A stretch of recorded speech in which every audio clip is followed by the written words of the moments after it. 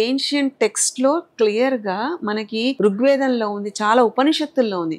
మొత్తం 108 రకాల ఉపనిషత్తులు ఉన్నాయండి మనకి. అదంతా కూడా మనిషి యొక్క జీవితం, శరీర నిర్మాణం ఎలా ఉంటుంది, మొత్తం వాటి గురించి చెప్పింది. మనసు ఎలా ఉంటుంది, మన శరీరంలో ఏ అంశానికి ఏ సమస్య వచ్చినా, ఏ ఇబ్బంది వచ్చినా దాన్ని ఎలా ట్రీట్ చేసుకోవచ్చు అని కూడా ఉంది. It is there. ఋషులు తపస్సు చేసి మనకి అందించిన, మానవాళికి అందించిన పెద్ద ఉపనిషత్తులు అండి అవి. అవి ఎలా అబద్ధం అవుతాయి? వాటికి ఏం ప్రూఫ్ కావాలి?